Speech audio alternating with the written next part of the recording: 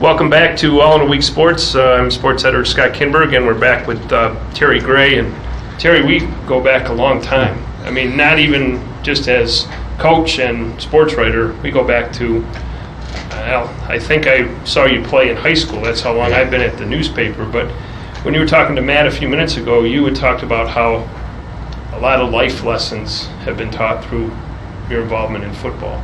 Well, I think if we go back and look at the journey that you've had from the time you were a Frewsburg Bear, and then all the winding road that you took to being a very successful player. I wondered if we could just show. I don't know if a lot of people, even if your players, are aware of how far you've come from your days when you were a Frewsburg player to where you are now. Could you just share a little bit about that journey and how that has impacted your life? It certainly wasn't an easy journey at any stage of the game. Had to work really hard to get the opportunities that we had adversity mixed into all of them. I was thinking about, do the players today? No. The old players did. I started in Frewsburg in 2002, and I still had a highlight video on a VHS. Oh, did you really? And for as long as that worked, I could still show them, how we played and things that we did, and you laugh about it, right? The cut-off jerseys in the early 90s and things that kind of make you smile, but no, I don't know if they do. And it's probably the reason that when I started coaching, nothing's guaranteed. How much you'll play, what level you'll play at, how many wins and losses, none of it's guaranteed. What's guaranteed is everything you put in, you'll get back out. And you need to use those skills and those lessons to help you when you become a man, when you become an adult. So when I finally got a chance in Frewsburg in 2002, first thing I wanted to do was have a mission statement before anything else. A mission statement, our captains found our alma mater, and we figured out what our school colors were again, because we were wearing many different school colors. But our mission statement was, we want to use the game of football to teach these kids about the game of life. Long after they're done blocking and tackling and catching touchdowns, it's the character skills that they're building, teamwork, discipline, that will help them, be that dad that they want to be. And so for me, I think that kind of built along the way. At the end of the picture, you can say, hey, he played Division I, he had a full scholarship to Temple, Big East Conference, I played well, had a chance to go to the Canadian Football League, went over to what they would now call NFL Europe, but it was that Asian league that we tried out with the Taipei Dragons. And every door that we opened and we started to climb the stairs, they got shut. But so you could look at it and say, well, it's really successful. Or I can look at it and say, but every single step had trials and tribulations. Yes, I had a scholarship to Temple, but not before I had to go to Hudson Valley. Because, and I've told my kids this story, because as a freshman in high school, went through some family adversity and didn't get good grades, and all of a sudden at the end of 4 years, and all the schools that are recruiting you, I don't pass what they would now call the clearinghouse. By 1/10 of a point from something that happened in your freshman year of high school. Oh, and believe me, they know that story. Well, and the other story that I remember is we got pictures of you playing at Hudson Valley, and I don't remember who the coach was or the scout or whatever, but saw you play in an all-star game. Mm-hmm. Tell that story, because I think that was like the Terry Gray, the coming out party, because you really played well in that junior college all-star game, as I remember. Yeah, Chewan, North Carolina. Yeah, it's so you're finally starting to play football until I was in 10th grade. Mm-hmm. My dad wouldn't let me play because my older brother broke his leg in high school, and I weighed over 300 pounds in 8th grade. The kids I tell the kids know some stories, I guess. They laugh because I tell them in the program it just said 350 plus, and Coach Sharp would judge the plus by how hard the scale went. Ding! We don't know what I weighed. We had no idea. I was 6'4" in 8th grade already too, and had some people. So I didn't play a lot of football because I wasn't allowed, and when I finally was allowed, didn't have that discipline. I didn't have that work ethic. I was a great big kid getting yelled at on the field every day. It wasn't very much fun. I like to hit people, but all this discipline that went with it. When you finally start to love it because you're getting some attention, and for the first time in my life, being big was valuable. Being big for me meant that I had 3 outfits from Carnahan's in the Husky department. That was it. There was no online shopping. You had a 15 shoe. I wore 1 pair of shoes. So being big finally became, hey, this is neat. I can play football. I'm good at it. Just to find out by the time I graduate that my grades are just a hair too low, and the scholarship dream that I had was going to go away. And my reaction to that was anger. And I was going to walk away from football, and I was going to go work like my brothers worked, and that was it. And if it wasn't for Bob, my brother that's kind of been on the outside of this, pushing me through my whole journey in life, and he convinces me to go to Hudson Valley. But that's not the end of the troubles either, because Hudson Valley was basically a Division I place, junior college that these kids are going to without the grades, and they were phenomenal football players. So I started as my first year there, but I wasn't in the top 10 best players on the team, much less a Division I scholarship kid, and didn't like it. I was away from home. You know, it wasn't easy. The change came. So I go to Hudson Valley for a semester, and I leave in January, and I go back to JCC. Partly to help take care of my dad, partly because there wasn't any money, and so I could live at home. They were convinced at Hudson Valley that I wasn't coming back. But something happened there. You know, when you line up and you think you're the guy, and when you line up and get knocked down over and over and over, there's something that happens to you. You have to you're laying there, and I tell the kids this story too. You're laying there and you have to figure out if you're going to get up or if you're just going to blame somebody else.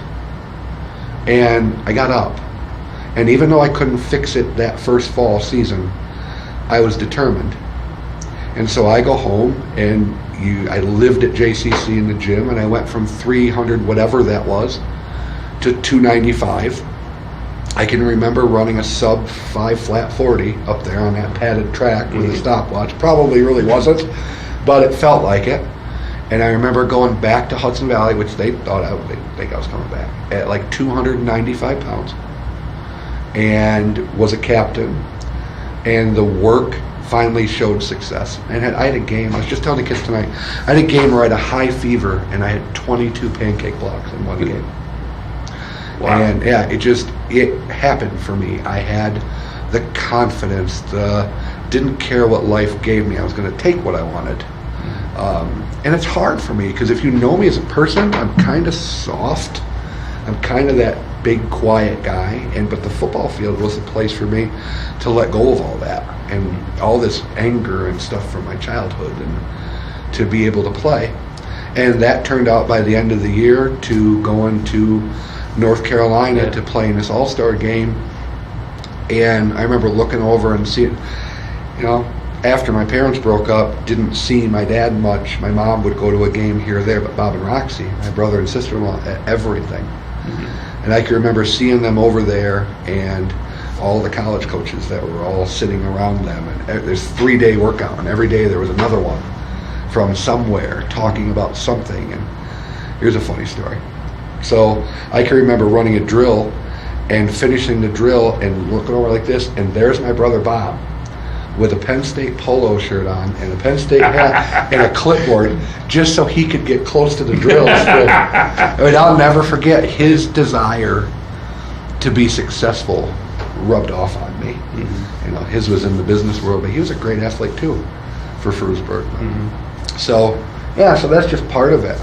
And the joy of playing well in that, you know, that second year at Hudson Valley was a big change for me. We had nothing. You took a bus to every game.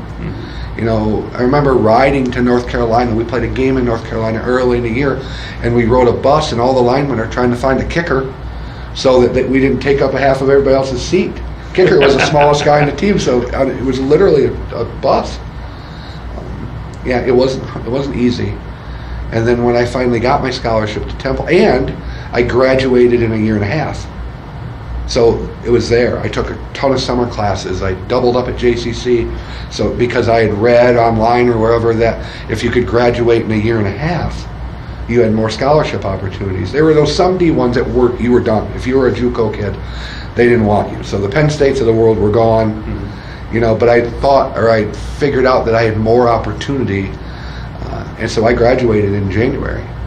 And isn't that ironic that you were able to do that when, if you go back to your freshman year and how you maybe didn't apply yourself, or maybe you just, academics at that point weren't a priority. Right. Because you had other stuff you were dealing with, but here you are able to accomplish something academically. You fast forwarded, it's all a common theme. Success in your life for me comes from hard work. IQ didn't matter. Staying up all night studying mattered. That was never easy for me. I don't have a photographic memory. I had to study and study more and make it a priority. Yeah, so to be that kid, and I was never more than an 80s kid in high school. GPA was a B minus, and then I go through, and of course I'm all the way through my principal certificate now, and master's with a 4.0, and yeah, it's been a long journey. Is it here you are, been successful coach. Your program has been very successful, especially in the last 3 or 4 years, as far as advancing to the, through the sectional playoffs. 4 out of 5, yeah. Yeah. But is it the journey rather than the destination that you come back to coach year after year, and you look at, what we just talked about through your high school and college journeys? Is that what you remember most, is the journey to get to whatever that particular goal is? I feel like I have something I can share. I'm not that kid that everything was given to me, or I was this superior athlete. I was a pretty good athlete. If you weigh 300 pounds, but I wasn't this golden child person that everything just fell in my lap. So I feel like that I can relate to kids that struggle, and the football field is a place that we all struggle. It's a difficult venue, and so, every year we come back and we think about providing opportunity to our kids to, have a place to fit in, to overcome their own adversities, and yeah, it's much bigger to me. If it wasn't, it's way too much work. Finally, what are you most proud of, Terry, in your coaching or your personal journey? What are you most proud of? Well, coaching and personal they're two different. Personally, I'm proud when I see my children. When I see them have the success they have, but more than that they're just hard-working, kind-hearted kids who aren't afraid to work for what they have. And I look at how modest and humble they are, even though they're all wonderful, in their own ways. I think Trent's the 3rd leading quarterback in the state by Max Preps right now. Nobody even knows who he is, and I think he's fine that way. So personally, it's that. It's I believe that if I do my job selflessly, that all my kids should be better than me. I should use the road that I paved, to help them. And I feel like it's not complete, but they're on their way. As a coach, that I believe Frewsburg's spirit, our alma mater, our character development, our leader, all of these things, our community service actions. We don't have captains, we have leadership committees, we do book studies. I believe that we ask a lot from them, but we get a lot in return. I'm proud that they're Frewsburg Bears, that we've given them something that they respect. They're proud to be from here. It's that big picture. We have kids that are coming back to coach year after year. Preston Wiltsey's on our volunteer staff this year. Wasn't that long that he was in a 55-gallon tub of ice after a Portville game, and you remember those stories, and they come back and they say, well, we're here to give back to you what you gave us when we needed it. And, that will be, anything else that's happening. So. Well, Terry, thank you for your time and sharing, really inspirational story. And like I said, I think it's been we're going on 30 years. Yes, I am 46 years old. Yeah, a little bit of history. We have and that's been great. But I really appreciate your willingness to share, and good luck the rest of the season. Great. Thank Thanks, you. Terry. Good to see you.